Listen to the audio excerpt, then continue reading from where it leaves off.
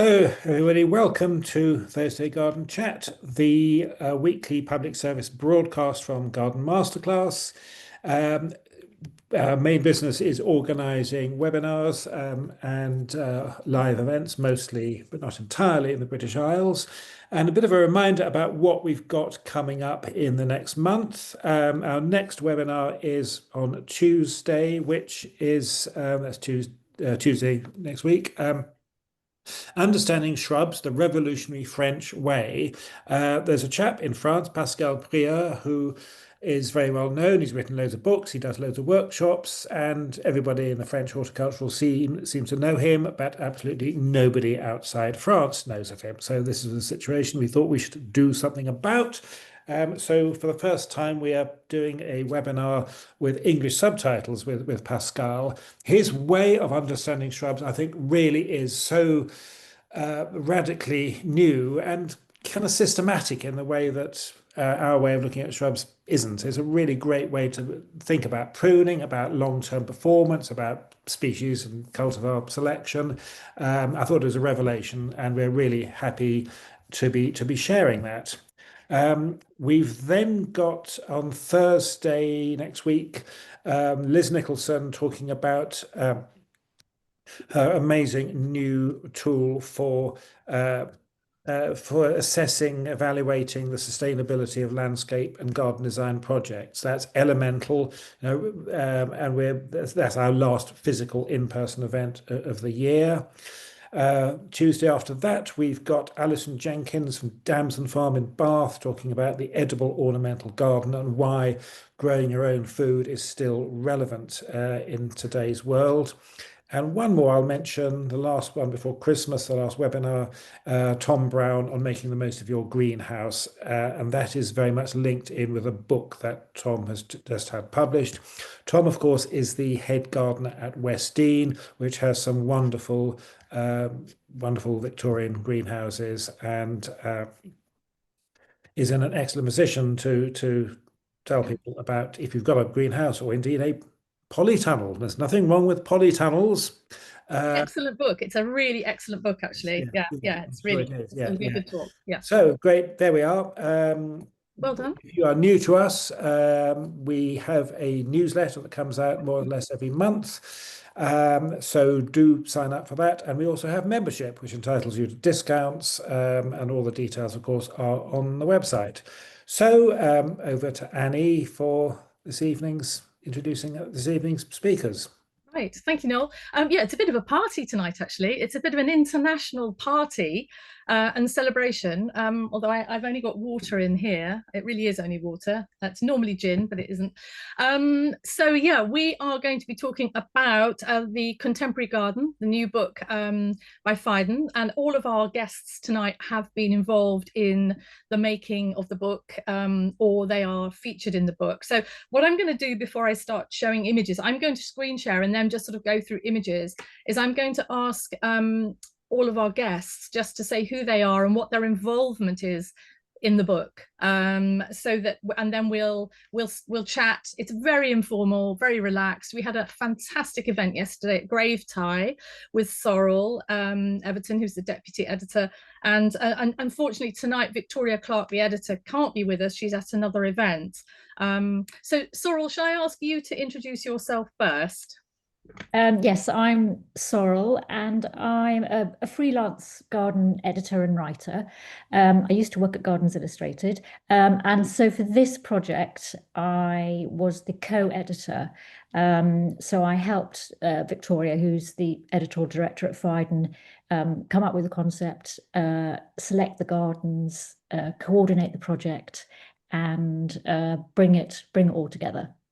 Fantastic. And Tova, can I ask you to go next? Certainly. I'm in the USA, and I'm a hands-on gardener. I garden 7 acres here at call it Furthermore. That's what I call my my garden. I'm also a writer, and I wrote quite a few profiles for this. So Yeah. I wrote primarily in the USA. Gardens from the USA, but I did one in Greece and a few in Britain too. And Tova, whereabouts in the States are you? Remind me. I'm in Connecticut. You're in Connecticut. Yeah. Okay. Wonderful. Thank you. Andy, do you want to go next? Hello. Well, I'm a gardener, and I'm very privileged to have my garden featured in the book, which I suppose designed, although it was mostly really instinctive, but built myself. And also I've written several of the profiles for other gardens. Great. James, what about you? Who are you, James Golden? I suppose I would say I'm a gardener, though I don't like gardening. I have a garden called Federal Twist in western New Jersey near the Delaware. I've been here working on it about 19 or 20 years. And excuse me, I'm losing my voice. Oh, James. And you're featured in the book. I mean, yeah, my garden is featured in the book. It's a wild, very naturalistic kind of garden. Yeah, and James, you've been on Garden Masterclass before, so as has Tova, as has Sorrel, and Giacomo. What about you? Who are you? Well, I'm well, as my name says, I'm an accent reveal. I'm originally Italian, but I have been living in the UK for 12 years or 13 years. And I am a landscape architect. I have been working for Gillespie's Landscape Architects in central London for over 10 years. And yeah, I'm I suppose a landscape architect. That's my first title, but I'm a gardener and a writer as well, and all sorts of teacher. But in the new book, one of the projects I've been working together with my colleagues for 10 years from the beginning really is Elephant Park, which is a major master plan redevelopment in South London, in Elephant and Castle. And that's featured in the book. And I've been lucky enough to work with my colleagues through many phases and evolutions and iteration of the project. So here I am. Fantastic. And fellow Italian, Christina. Oh, Can you introduce yourself, please? yes. So I'm Christina, and I'm a garden and landscape designer. And I'm glad that also the kindergarten that is presented on the book is somehow catches the attention, because I am mostly known because of my terraces inside city terraces.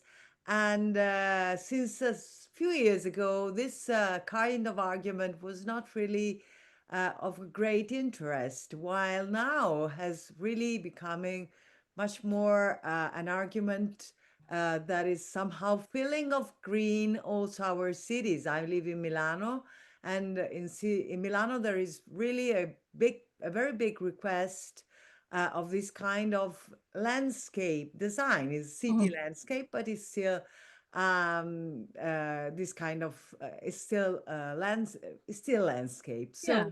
I was really glad to see the kindergarten that I created more than 10 years ago featured, and it's a very special place because somehow is an educational place, but is also a playground for kids.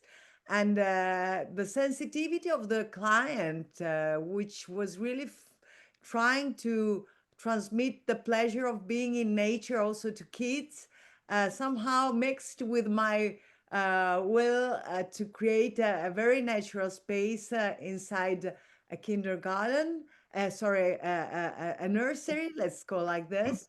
And so it was really nice to create this place, and I'm very happy that you noticed it, actually. Lovely. Well, Christina, before you say too much more about it, because you can talk about it when we put the picture up. Okay, sorry about And also, that. I'd like to do a little bit of translation here, because when Christina uses the word argument, it means discussion. Am I right, Giacomo? Sorry about it. Yeah, it always gets me. It's like it's argument that when argument in Yes. English is something a little bit different. Okay, I'm sorry about Not a it. fight. We can have an argument if you like, but I'd rather not. Okay, lovely, lovely. Well, One of that's those false friends between English exactly, and Italian. exactly, It's so exactly. easy for us Yeah. to. I know. It feels really weird to say the word argumento. Okay, so I'm going to go into screen share. And Sorrel, do you want to sort of start with the, you know, the whys and the wherefores and the sort of how it all came together, and while I'm pressing the buttons and doing Yeah. the screen share? Lovely. Go Okay, for it. super. So it felt the right time to address the idea of a contemporary garden. And we didn't feel that there was a book out there that addressed it in quite the same way. And there was the sense that perhaps, let's say, we chose a time span of about the last 30 years. So we're talking about the late 1990s through to 2020, more or less. And it felt that there'd been a bit of a shift change in the way we were thinking about gardens and presenting gardens. I could go on to say that we sort of feel like we're on the cusp of another change, but that's for another book. So we had the figure of 300 in mind, but to get to that 300 of fine-tuned and honed gardens, we actually started out having probably more or less 500 gardens on the list. And we just sort of wrote down and listed all the gardens and exciting projects that we could think of.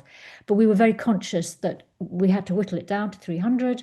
And so we made sure that we had a really good span of countries. We wanted a really good span of cultures. We wanted a span of garden projects within that time scale. We wanted to make sure we had female designers as well as male designers, small individual studios, larger landscape architects.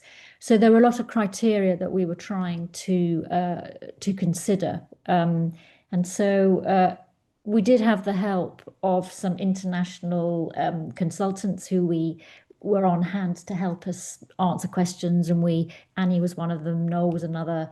We had Michael McCoy in Australia, Bill Noble in the US, and we sort of called upon them to sort of verify what we were doing and just check that we hadn't missed anybody, that you know, that our selection was indeed being fine-tuned.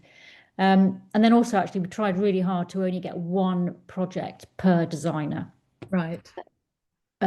When it came to someone like Pete Odolph or Tom Stewart Smith, it was, you know, you can imagine how hard it was to try and only choose one project, but we were quite strict because we wanted that complete span of the types of projects that we were talking about.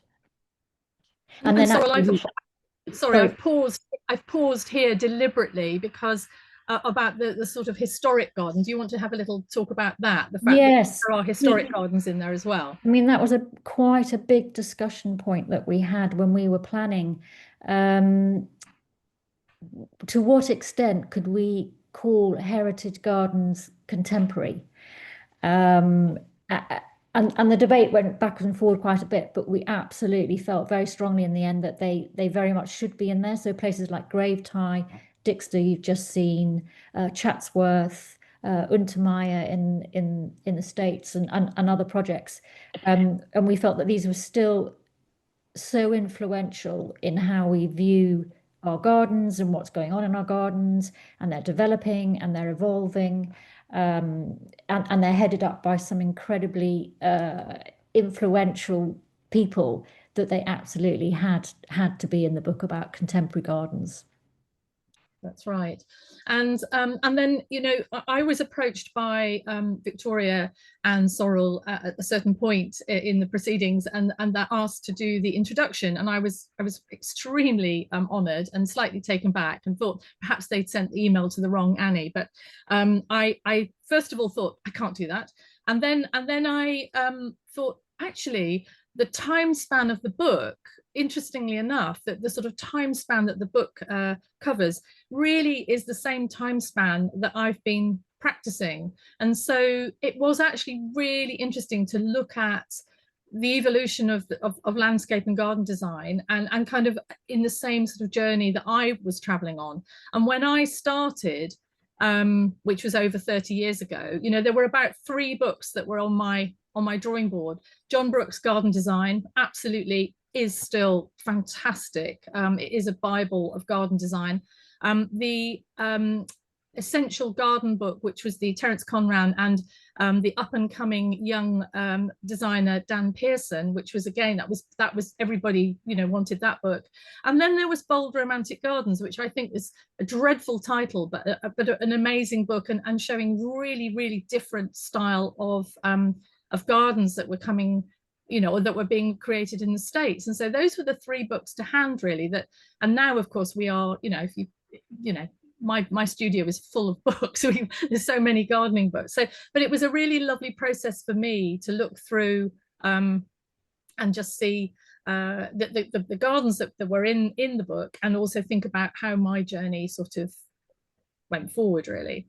And so there's lots of there's such a range of projects, sort of large and small and private and commercial, and whilst we've got the Eden project up here, I think, you know, a point I was making yesterday is the sort of socio-political landscapes that have evolved, and not just obviously in the UK, but this was a groundbreaking project, literally, in a disused China clay quarry or quarries in Cornwall, and now the Eden project is the 2nd largest employer in Cornwall after China Clay, and it was, you know, it was a amazing team of people led by sort of maverick Tim Smith, but it was such an amazing thing for a very, very impoverished part of the country, and so, you know, very exciting, yeah. Amazing. And I think for us as well, it was an exciting collaborative project, and the way that big projects, you know, the involvement of engineers and landscape designers, and I think also the thing about the Eden project is that was a pretty derelict, disused clay quarry. China clay? That's yes, China clay. Yes, it was. Yeah, And so it's bringing in that idea of the regeneration of brownfield sites, which is now quite familiar to us, and we're getting some amazing brownfield projects that are coming through, and that struck us as perhaps not the first, but it was a pretty groundbreaking one for its time.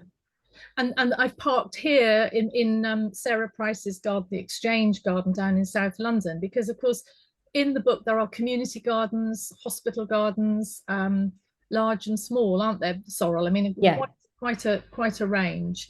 Yeah.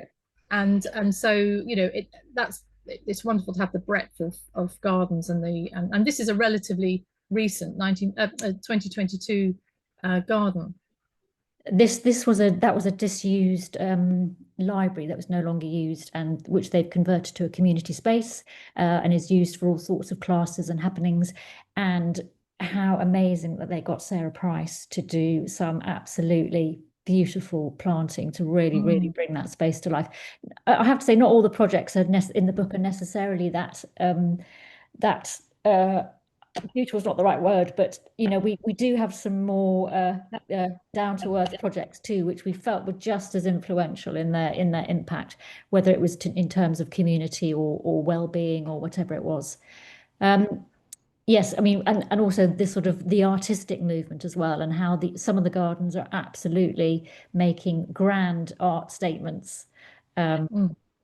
I know, and this iconic piece of landscape in Chile, where I suppose you could argue, is it a garden or is it a piece of landscape? Teresa Moller, this beautiful, it's such a well-known project. But with that project, I haven't been myself, but people who I know who have been describe what an emotional response they have to that space. And again, that was something that we felt was very much an experience of going to a garden, going to a landscape. It is that immediate emotional response, and Teresa's project really, really spoke of that. Yeah. And Chanticleer, I've sort of deliberately parked a little bit here. It's one of my very favourite gardens. Maybe Tove, perhaps you could come in at this point and talk about, because you wrote some of the copy for the American gardens, but were you also part of the suggesting and putting gardens forward for the book? Well, actually, I wrote. Most were already chosen when I began writing. But what I have to say is that I did actually find some further gardens, Kelly Norris, etc., for the book as it was being written. And as I was working on this book, it was, wow, every interview I came away being elevated and inspired, really. I would hang up the phone or stop the Zoom and say, wow, wow, wow, I really did. It was so inspiring, and there was so much going on. And I think of it, you know, you talk about the design element, but I began to lose that and more think of it as an ethos, as a development, very. I began to feel them really personally, like this was the climate. This was a climate that was happening. And the gardens that I did, some were healing, some healed the land, some problem solved. But the fact is that, I say problem, but they weren't really, they're not really problems. They're just issues that or situations. Yeah. situations Yeah. people had with the land, maybe too wet, maybe too dry, often too dry, getting water into spaces that had no water. And we all, as gardeners, we all face these issues, more or less. Yeah. We all have to deal with getting water where we need it. Yeah. And these incredible solutions were just amazing, and just elevated you as a culture, I think. Yeah. Is so interesting.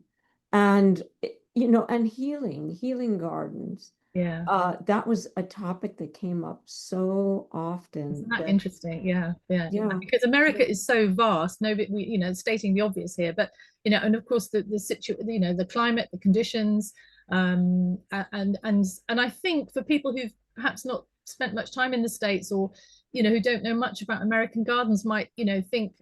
I was mentioning it yesterday that the Brits can be a bit complacent about that we are the place where gardening is best, ha ha ha, and yet in America, oh my goodness me, I mean there's just it's such an amazing cultural, it's a really vibrant community, and I always come back completely blown away by the people I've met and the projects. Absolutely amazing. So many interesting people. Yeah. People that the GGN, she was grew up in a logging by a logging community, and her forest was often logged and it would be devastated, and then a few seasons later regeneration happened. Yeah. And it really affected her as a gardener and how to garden. And you see all these manifest in these gardens, all these issues and answers to issues, all manifest in these gardens, and the evolution of these gardeners. Well, I've parked here in South London because it's time for Giacomo to talk about this project. Annie, we met in the US actually, just to Yeah, we did. We met in Santa Clara. Yeah, we did.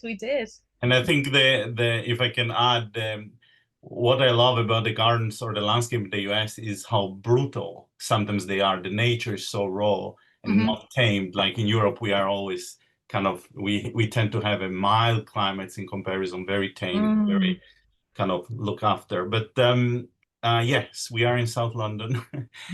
Here we are, very, I don't know if tamed is the right word, but very urban. And Elephant Park is part of a bigger redevelopment. You can see only the entrance to the park, which is one in this picture, is one of the few areas which has really a sunny plant community.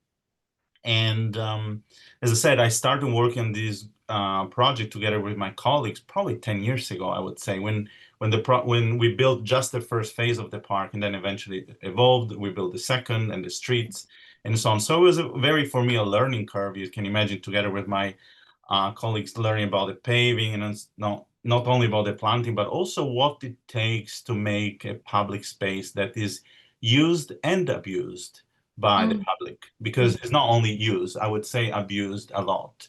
So I think it is tricky. Sometimes I want to give up when I see, you know, trashing, I see plants destroy, but it's still exciting because I think people still enjoy it. And I think on this very picture, I think the cotinus that you see, the smoke bushes, I think when I was working on the planting for this area, I was definitely thinking on the slopes of cotinus in the karst region behind Trieste, where it grows widely there. And if you ever end up in that region of Trieste in May, June, you will see pink all covering the mountain range. It's beautiful. It's native there. And I think here it was an upstand situation, kind of free draining soil. So there was this idea kind of to, you know, cotinus is perfect for a free draining situation. So there was here the opportunity to create this more sunny, free draining plant community. The rest of the park, really, which is the central piece of this estate, which used to be the old Haygate estate, is mostly woodland edge, I would say. There are big existing trees that were left in place. Did I tell everything, Annie? yeah, but actually I'm just gonna keep the slides moving. But what I'd like you to say before you finish is in the time that you've been in the UK now, which is 12-13 years, how have you seen public landscaping change? Yeah, so luckily there is being a shift and also an understanding, and also a more, because let's say especially on those commercial projects when the clients are often developers and not private, or is not like a museum, those are developments for housing often and so on, so quite utilitarian places. And I remember 10 years ago there was definitely a need or a hope for more a wish for a more, you know, contrived, clipped, orderly nature. So Elephant Park definitely pushed a little bit the boundaries at the beginning to be more wild, more naturalistic, and now is accepted. So that's and in a nutshell, a very big shift. That also commercial, more, let's say, normal project like housing project, there is also a wish and a tendency towards more naturalistic planting. Less manicured, less roses, less phormiums, less evergreen static landscapes, more evolving seasonal change, and so on. So I think that's a main change, what I can see. Yeah, but also before we ask Christina to talk about this one, just to say, I mean, I think I know you well enough to say that you are not a typical landscape architect. I mean, you are completely possessed by plants, and you're plant driven, and you know, you breathe, you know, and sleep and dream plants, which is not really a typical landscape architect. So do you feel like a bit like a fish out of water? No, never, because I do appreciate also the other aspect, which I'm not as passionate. And as you know, I love to talk about plants. I can talk about paving maybe for a couple of minutes, but it doesn't drive me as much as talking about plants. But I equally appreciate a well-detailed paving is awesome, you know, with the nice, you know, like, is awesome. But my passion is not in paving. Therefore, you know, like, I switch. But no, I also, because I feel it's important that we have landscape architects like me who are talking the same language of architects and landscape architects who really push, you know, for more planting, for also is a simple appreciation of seasonal change and looking at what, or talking about the atmosphere we are creating for these places if we don't push for it. So it's important. So no, I never felt the fish out of water, no. Good. And so Christina, fellow Italian, here we are in your beautiful project, which was a primary school or kindergarten in Milan. Do you want to talk about the constraints and how, because this was a building, had a former life. So do you want to talk a little bit about the background to this project? Okay, so it's a building, so it's a rooftop garden, and there were, you see all those arches, actually in the past they were the top of the cover of the building, and I was obliged to face them, and I couldn't destroy them. So I decided to give rhythm to the space thanks to those arches, and they give depth. And you see in this picture, the vine was starting to climb over these arches. Yeah. If you go now in this place, because I love to go there at least 2-3 times in a year, every year, and I have my gardeners with me to take care of this garden. It's already 10 years that we go there, and Mhm.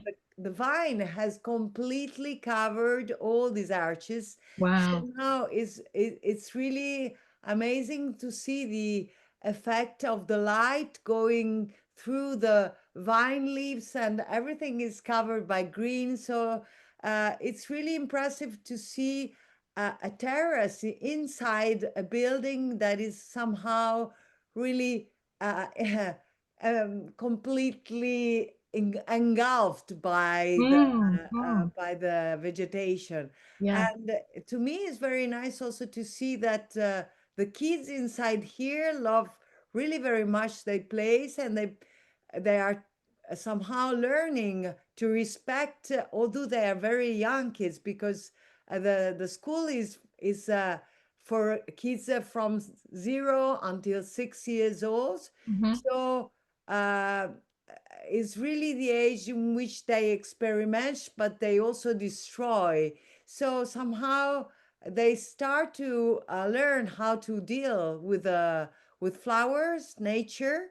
Mhm. It was really impressive for me to see how this place was different. You know, during the COVID period, there was everything was closed, and people and kids couldn't go inside, and it was really funny to see when I went there, the nature really exploded inside. Wow. So it's a kind of equilibrium between nature that wants to grow and kids that want to uh, take their spaces inside the nature. So also this place is really changing very much in periods, and it's really evolving with the kids, I would say. And Christina, what were the biggest challenges? Because this building used to be a cinema, and it was something else as well before that, wasn't it? So Yeah. so it was a building that was changing its its needs and its and what it Yeah. offered. But what were the biggest challenges for you as the landscape designer? In here, for sure, the biggest challenges was my desire to create a very somehow naturalistic and wild place, but I knew that it was done for kids. So I tried to create two different ambience, two different space, which were connected, but still they have their own individuality. What I mean is that I want to create a space for plants, but a space also for kids. So they're clearly separated, they are clearly distinct, and all the flower beds, if you see, are in the most of the case are higher than the ground. So the kids cannot go with their feet on them, and it works because these two levels let the flowers to reach the high of the eyes and of the face of the kids, but and also the hands, but not the feet. So Yeah. somehow preserved. Wonderful. And thank you, Christina. And I've paused here because Andy, I know that we haven't got to your own garden yet, but you wrote about Kurt's garden, didn't you? I did. I was thrilled. I came aboard the writing team quite late, Mhm. and was provided a list of the gardens that hadn't yet been taken, and I couldn't believe that no one wanted. The great Kurt Wilkson, who I'd admired. I'd never met him, but I admired him on Instagram for some time. Yeah. I mean, I felt like he is a true one-off, and then He's a meeting maverick, isn't he? certainly proved to be that. I think in the piece I referred to it as a psychotropic tornado of a garden. And it is. I mean, I feel almost like I'm seeing a hallucination, and you know, in that, with the frightening and depressing arrival of AI. I mean, people say sometimes about my garden when they see the shot of the garden that's in the book, they say, "Well, that looks like AI." and I think one of the great joys of gardens, and actually something that is going to, I would hope, be more and more valued as the dreaded AI, you know, finds its way into our lives, is real live beauty that doesn't just exist on a two-dimensional plane. But yeah, I mean, he's a great character, Kurt, and he said that he's a very dedicated photographer, and he's out there all day taking pictures and then studying his pictures. He has a library of thousands of pictures, and one of his really sweet quotes was that he goes, "I want to see a garden that gives me 700 gardens a year." Wow. I want 2 different gardens a day. But him, Wow. he really struggled because he bought this location. It's already in a very challenging spot, very, very dry, very, very and it was stricken with Phytophthora. So I said that dreadfully, didn't I? Phytophthora. No, it's right. Yeah.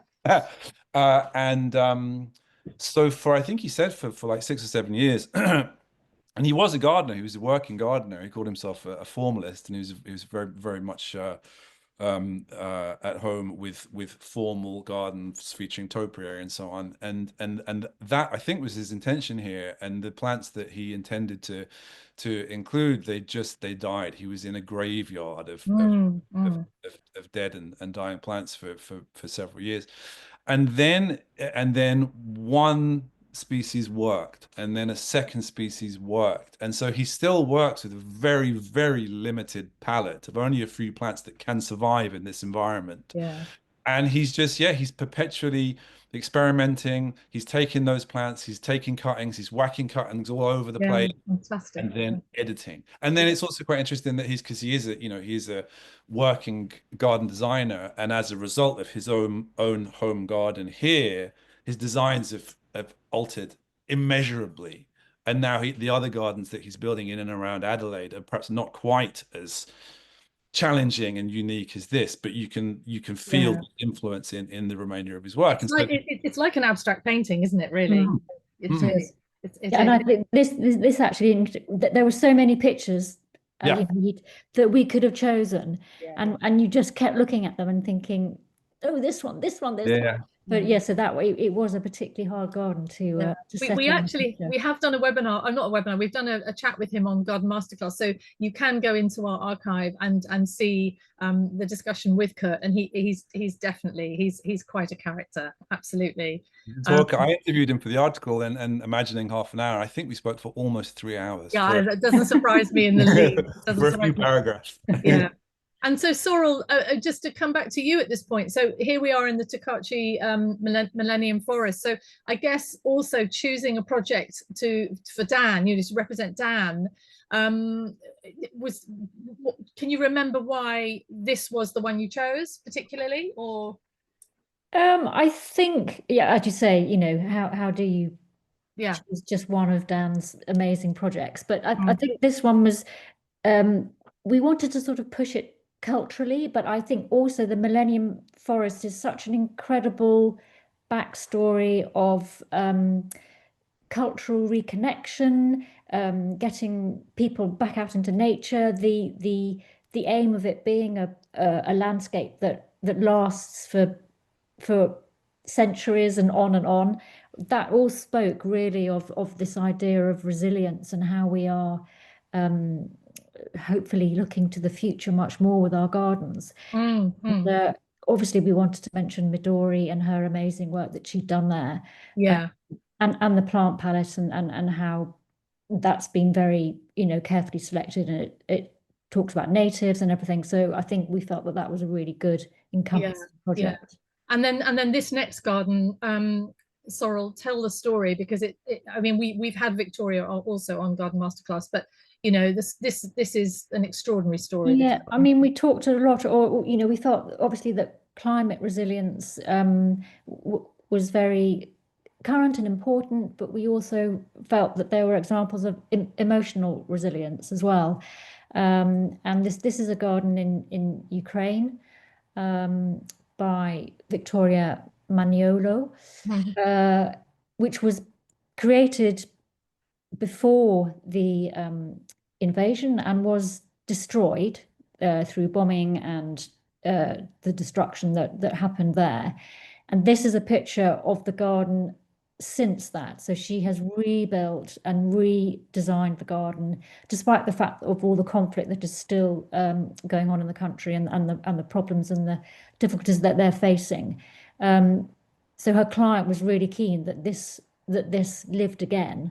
And it just, we felt, spoke very much of the hope and the resilience and the spirit and the importance that gardens can bring to people's lives. Yeah. In fact, we had Victoria on probably about a month and a half ago, talking about work and life at the moment in Ukraine. And she said she's never been busier. I mean, I just found it, completely, you think that everything stands still, and that they're sort of, completely at an utter standstill. But she said they've never been busier, because they want to plant, and they want to be thinking about the future, and they want hope, and they want something beautiful. It was an extraordinary conversation. I mean, just can't believe that it's, just amazing. So just and Amalia, Noel, do you want to say some stuff about Amalia? Are you there? Yeah, I'm here. Yep. Amalia Robedo in Argentina. Well, she works, in fact, in Uruguay. She's Argentinian. I met her on a Gardens tour, Gardens Illustrated Gardens tour, I think 2005. We just started talking, and since then she's become the most amazing sort of spider in the middle of the web, really. I mean, she seems to introduce me to so many people, not just in Argentina, but in Spain as well. And a real pioneer in using native plants. She went out into the local habitat, made a whole herbarium, got that plants identified. She then got a grant to write about a book of the plants of the area, and started to use them in design work, because there's been the Uruguay had absolutely no history of using native plants in gardens at all. So somebody's really helped kickstart a real revolution, and she's since then gone on to teach, working with Mariana Siqueira in Brazil, using plants of the southern Brazilian grasslands in garden and city design. And was that, did you write the caption for Amalia, or was that not you? I did, yes. You did, yeah. And did you also do this one as well, or not? I didn't, no. Right, no. okay. No, I just wondered whether you did. Oh, Sorrel, you've got to talk about this. Well, part of yesterday's discussion was to pick out favorites, and obviously, how does one pick out favorites? I sort of feel I've slightly lived and breathed all these projects for, about long time, yeah. As the project came together. Anyway, Jardin Plume in, I think it's Normandy, or is it? Yes, it's Normandy. Struck me as one, when I first started working for Gardens Illustrated, this was one of the gardens that really stood out to me at that time. I just loved the fact that here was a sort of pasture land and orchard, these Patrick and Sylvie Quibell are owner makers. They're not trained as gardeners. And I love the fact that they've created this garden that speaks so much still of its heritage, not only have you got the sort of mown areas of lawn there, which sort of hark back to the original fields. You've got the apple trees there, which are also there. You've still got that sort of French formality there with the clipped hedges, and yet the sense of atmosphere and abundance, and I think sheer fun, and, the sort of contemporary edge to it. I just really, when I first started working for the magazine, really stood out. I haven't been to the garden. It's been on my list for a long time. I've known grown men cry in this garden. I mean, it really is a garden that moves people. I don't think, you know, I think it's one of those gardens that sort of makes everybody weak at the knees. So Andy, over to you. This is your house. I know that place. And your garden. Yeah, I'm sitting in that as we speak. Oh, lovely, fantastic. I mean, it's strange to see now. Annie, you know, you and I were talking just before we went live. It's strange to see it now because actually the garden is quite a bit bigger. The picture is 6 years old, Right. and at that point the garden was 4. So it was a young'un, and Yeah. it really, that was the first moment, I think. Claire Takash, I guess friend to us all, took the picture, and in fact she visited I think 3 times, and the light hadn't been quite right. Yeah. So one of those times she didn't even take her camera out of her bag. And then when she actually took this, I was away, speaking of the Ukraine, I was in the Ukraine. Oh. And she was on her way to some other shoot, and the light was really sublime, and so she just showed up, took the picture, and there it is. And there are stories that were really exquisite, and I'd never seen it from that perspective at the time. And it was, I mean, speaking of grown men crying, you know, I will admit, I'm not too big to admit, I shed a little tear when I saw these. Yeah. It felt like it was the beginning of a success of what I'd been intending. And speaking of which, when I bought it, there was nothing there. The barn was there. Yeah. It needed a lot of work, but my focus was entirely on the garden. There was no deck. There's on the far side, you can see that little lean-to, that wasn't there. So I just bought this tiny patch of land with an former barn in there. The windows were tiny, and of course, one of the great delights of owning a timber home is if you want more light, you just cut holes in it. You take out. Very easy. And so when you say it's got larger, have you leapt to the fence or have you moved to the fence? How have I've you moved the fence, yeah. So this Ah. near side, it was, I felt that it was always uncomfortably tight on that side, but that was Right. what I bought, and Right. what could I do? Thankfully, I have wonderful my neighbors. There's a big old manor house just off camera, and the owners of the manor house own that land, Right. and but they're very amenable. They really like having that garden there now in their Yeah.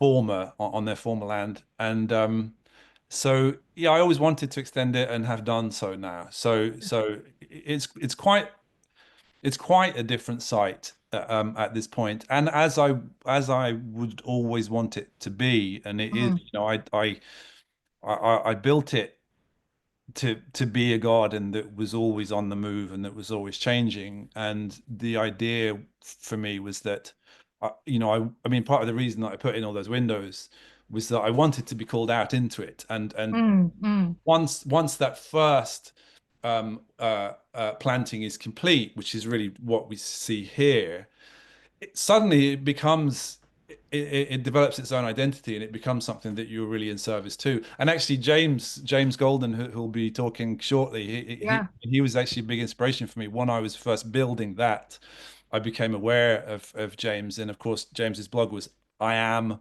Federal Twist," you know, it's suggesting that really he is the garden is him. And that was like a light bulb went off for me. I felt that was exactly how I felt about this place. And once it's built, you become in service to it. You develop a relationship with it, and to some degree you begin to be led by it. So you know, long may it continue to change. And you spent a considerable time at Dixter, didn't you? I did, yeah. I ended up working there. I was mostly a volunteer. When I could, I make special effects for television to pay my bills. and buy plants, yeah. yeah, and feel a bit like I've graduated into making special effects in the real world now Oh, lovely. with Yeah. the garden.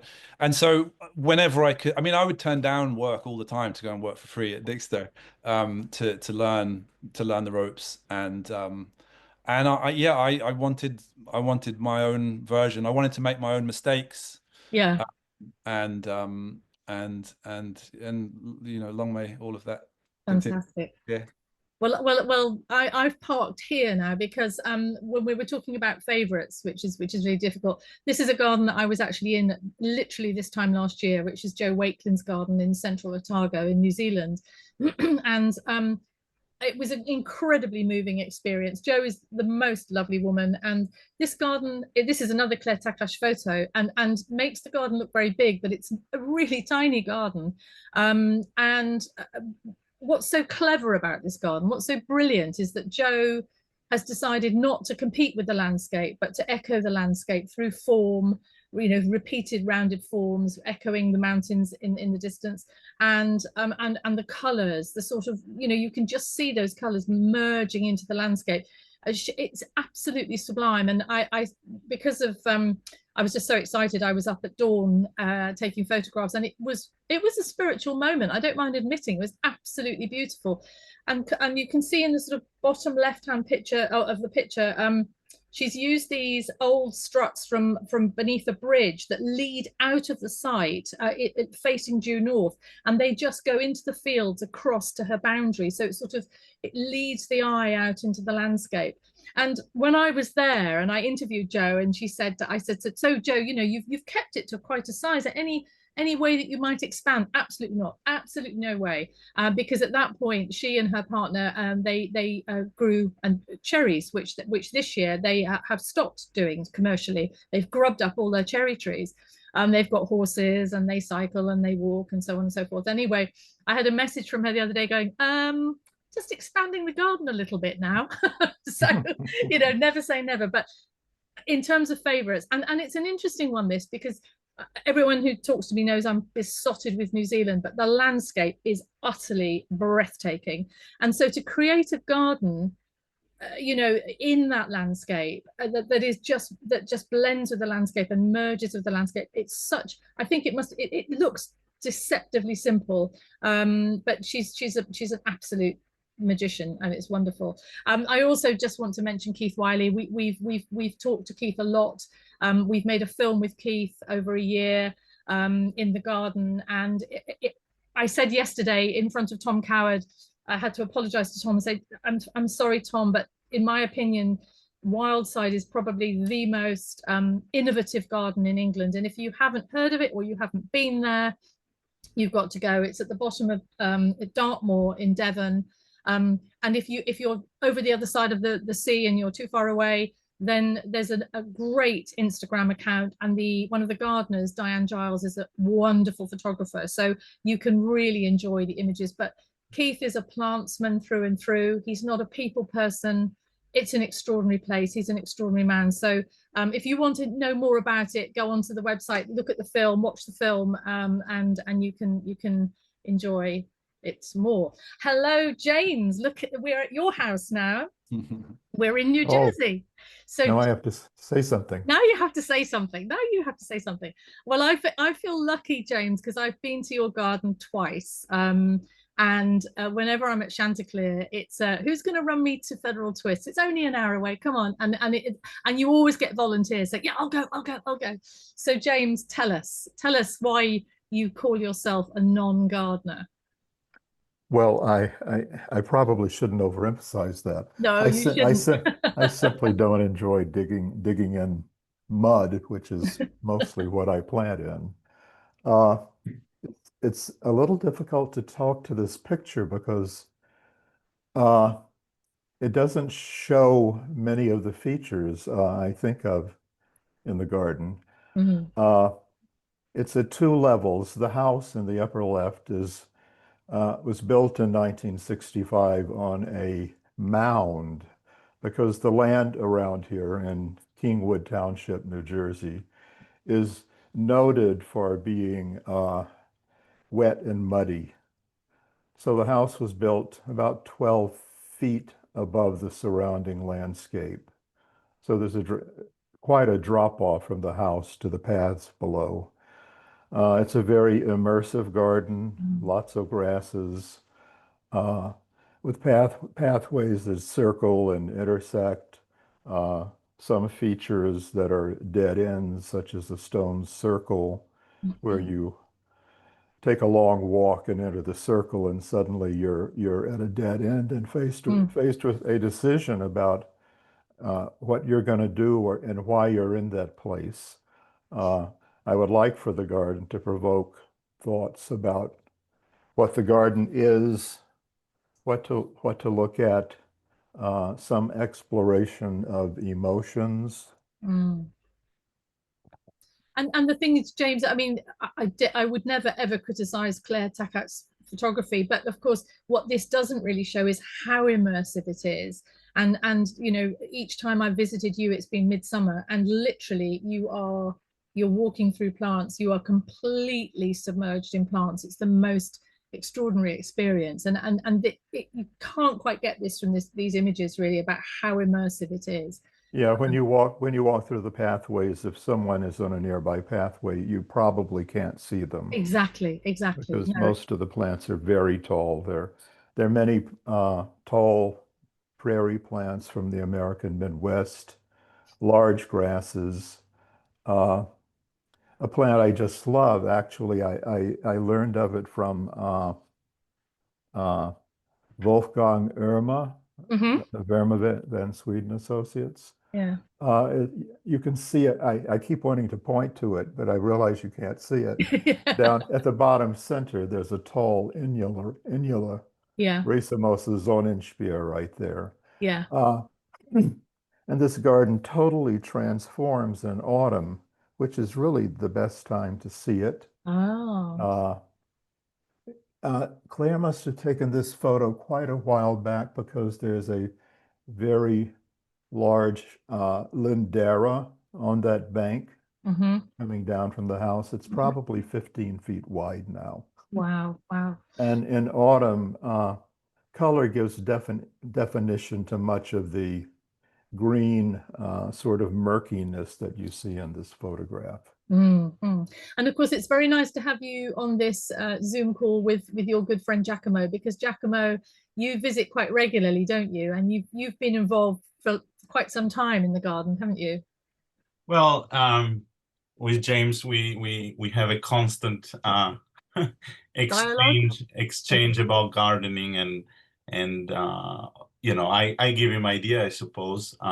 It's a very hard place, because the soil is the worst you can imagine.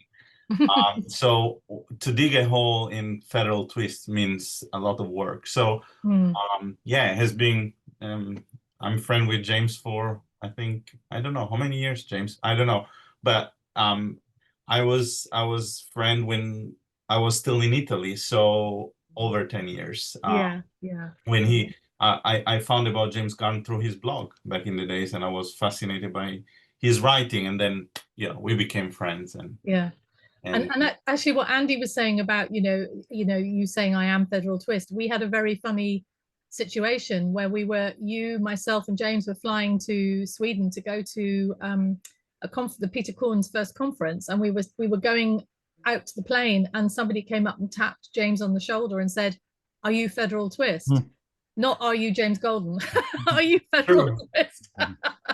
which was wonderful. Well, we are sort of, I know we're coming up to our hour's time, and Sorrel, we sort of finished up yesterday talking about the future, didn't we? Did, yeah.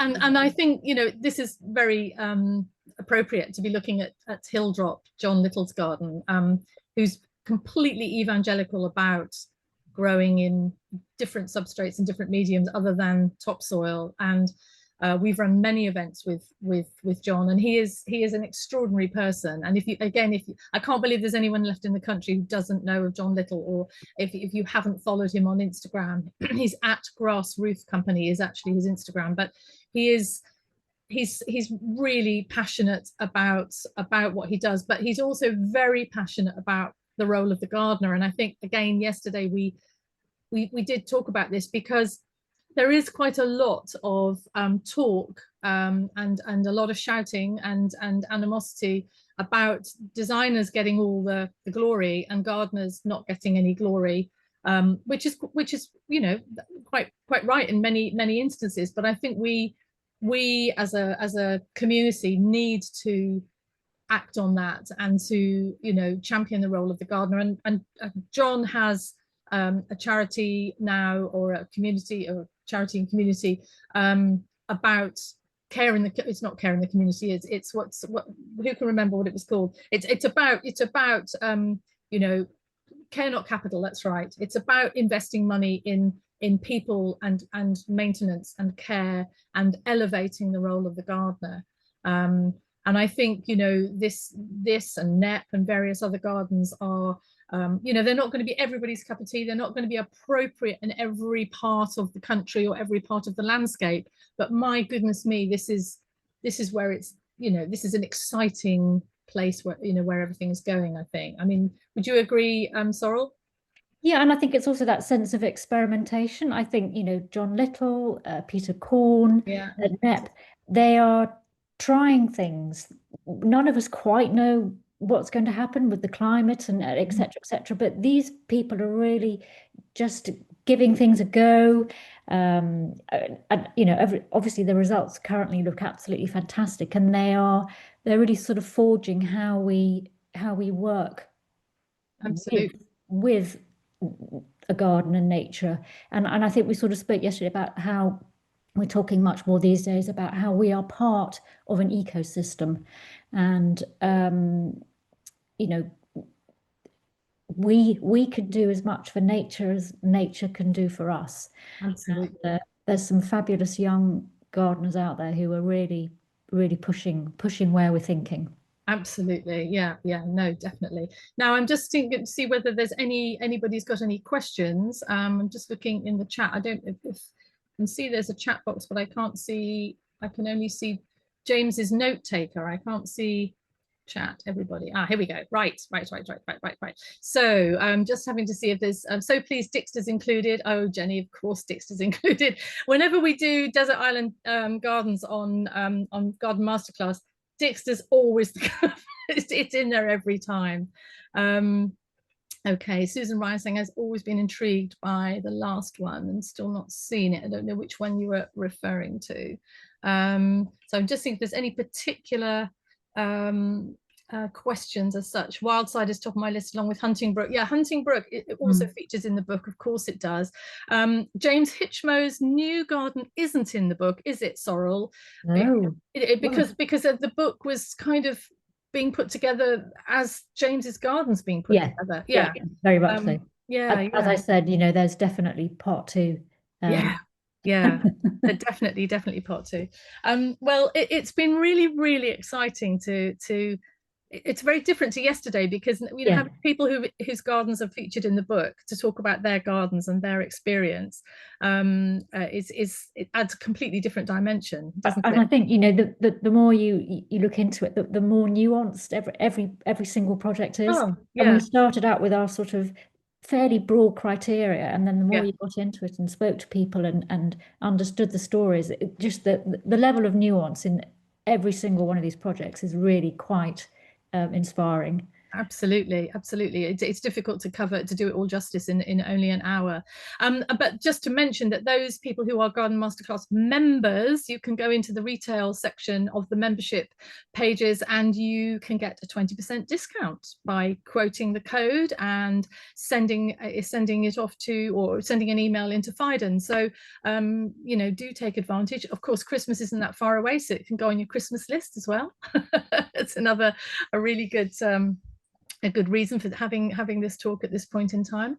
So thank you all very much. It's really lovely. I mean, we could talk for hours about each of your gardens and also just about the gardens that you've written about too. I mean, there's so many fantastic stories, and we didn't even touch on, you know, the Maggie's garden and the Horatio's garden and all of those fantastic gardens. So perhaps we have to do a second viewing, maybe.